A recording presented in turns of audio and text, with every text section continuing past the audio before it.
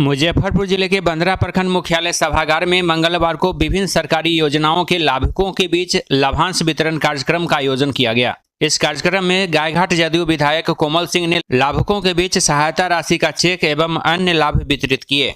कार्यक्रम के दौरान प्रखंड के विभिन्न पंचायतों के अग्नि पीड़ितों को अग्नि आपदा सहायता योजना के तहत सहायता राशि का चेक प्रदान किया गया। वहीं अंत्योदय योजना के लाभुकों के बीच अंत्योदय कार्ड वितरित किया गया। इसके अलावा शौचालय योजना के 5 लाभुकों को प्रतीक स्वरूप चाबी देकर सम्मानित किया गया। इस अवसर पर विधायक कोमल सिंह ने लोगों को संबोधित करते हुए कहा कि एनडीए की सरकार जीरो टॉलरेंस की नीति पर काम कर रही है। आम लोगों के मान सम्मान या कार्य में बाधा उत्पन्न करने वालों पर सख्त कार्रवाई की जाएगी। उन्होंने कहा कि सभी पात्र जरूरतमंदों तक योजनाओं का लाभ समान रूप से पहुंचाया जा रहा है और इसमें किसी भी प्रकार की बाधा बर्दाश्त नहीं की जाएगी। क्या कार्यक्रम था? चेक वितरण किए गए हैं। जितने भी अग्नि पीड़ित थे उनका सबका चेक रेडी करवा के उन सभी को चेक वितरण किया गया है। साथ ही जो विकलांग लोग थे जिनको राशन कार्ड की समस्या थी उन सभी का राशन कार्ड हमने बनवा के राशन कार्ड भी वितरण हुआ है और साथ में शौचालय की राशि लोगों को दी गई थी। इन सब चीज़ों के काम हुआ है और अब हम एक जो हमारा रिव्यू मीटिंग होता है मंथली बेसिस पे, वो रिव्यू मीटिंग अब हम लोग कंटिन्यू करेंगे। सभी विभाग के साथ बैठक होगा और जो भी जनता की आम जनता की समस्या है उस समस्याओं को सुनकर और सभी पहल किया जाएगा और समाधान किया जाएगा। आज भी समीक्षा बैठक की है आप? जी, समीक्षा बैठक आज भी की है? जी समीक्षा। किन बिंदुओं पर चर्चा की गई? नहीं, अभी हमने वितरण किया है और जनता के साथ बैठक हुआ है। जनता को चेक वितरण और राशन कार्ड वितरण सबका कार्यक्रम हुआ है। अब मैं उन सब समस्या जो जनता से सुनने को मिला है उन पर हमारा समीक्षा बैठक होगा। अब हम आपकी नेक्स्ट समीक्षा बैठक करना शुरू करेंगे। सरकार की जो योजनाएं हैं और आपके विधानसभा क्षेत्र की जो समस्याएं हैं, दोनों को देखते हुए क्या करना चाहेंगे लोगों से?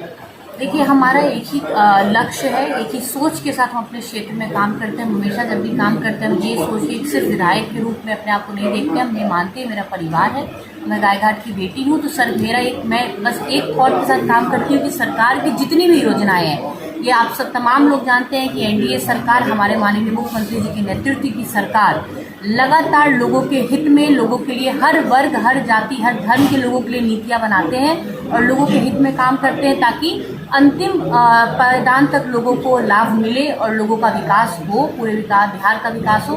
तो जितनी भी सरकार की योजना है उसको हमेशा समीक्षा बैठक करके उसका जायजा लेते हैं और ये सुनिश्चित करते हैं कि हर लाभ लोगों तक, गांव-गांव, टोला-टोला और हर अंतिम व्यक्ति तक वो लाभ सरकार का पहुंचे।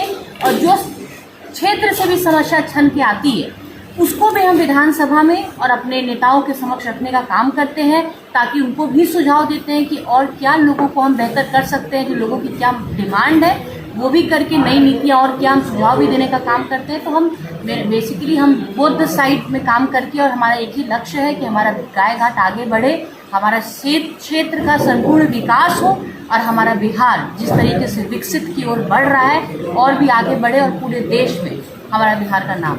आपके विधानसभा क्षेत्र बंदरा में कई विभागों के जो है पदाधिकारी नहीं है, प्रभार में चल रहा है, उसके लिए कभी सोचा है? इसके लिए ऑलरेडी हमने पटना में बात की है और संज्ञान में दिया है। सभी मंत्रालय में सचिव के संज्ञान में चीज़ लेकर हम लोग पहुँचाने का काम किया है और आश्वासन भी दिया गया है कि सब पे पहल हो रहा है और जल्द से जल्द इसका भी समाधान किया जाए। करप्शन के खिलाफ जो ऑप्शन की बात होती रहती है, इसके खिलाफ आप सख्त नजर आती हैं, क्या संदेश देना चाहते हैं अधिकारियों? एक ही चीज़ है, जैसे हमारे माननीय मुख्यमंत्री जी के 20 साल के राजनीतिक कार्यकाल में जो उन्होंने एक मुख्यमंत्री के पद पे अपना काम किया, हमने एक ही चीज़ देखा है, उनका करप्शन के प्रति जीरो टॉलरेंस रहता है। मैं उन्हीं के मार्गदर्शन में चल के, उनके नेतृत्व में, उन्हीं के पद शिरों पे चल के मैं भी अपने क्षेत्र में एक ही सोच के साथ आगे बढ़ रही हूँ। करप्शन के प्रति मेरा जीरो टॉलरेंस होगा। जो चीज़ सरकार जनता के लिए भेजेगी वो 100% जनता तक पहुँचेगा। कई विभागों में पदाधिकारी कामों को अटका रहे हैं, उनको क्या संदेश देना चाहेंगे? जब मेरे संज्ञान में जब भी कोई चीज़ आता है, किसी भी विभाग को लेकर मेरे संज्ञान में कोई भी चीज़ आता है तो हम उस पर इमीडिएट कार्रवाई करके और उसको समाधान करने का काम करते हैं। और मेरा मानना है कि जनता जैसे ही टेलीफोन के माध्यम से हो, मुझसे मिल के माध्यम से हो या क्षेत्र में हम भ्रमण करते रहते हैं, किसी भी विभाग के संबंधित जनता की जो समस्या है जैसे ही मेरे संज्ञान में आता है उसका समाधान विदिन 24 आवर्स में कराने का काम करते हैं। कार्यक्रम में बंदरा बीडीओ आमनावासी सीओ अंकुर राय सहित विभिन्न विभागों के पदाधिकारी मौजूद रहे। क्या कार्यक्रम था? माननीय विधायक महोदय मीडिया मैडम का जो आगमन था और मैडम के द्वारा जो है अग्निकृत व्यक्ति को चेक शौचालय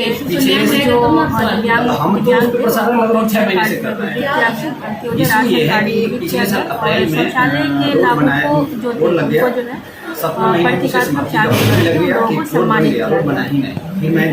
शौचालय के जो लाभुक हैं जिन्हें सम्मानित किया उनकी संख्या कितनी थी?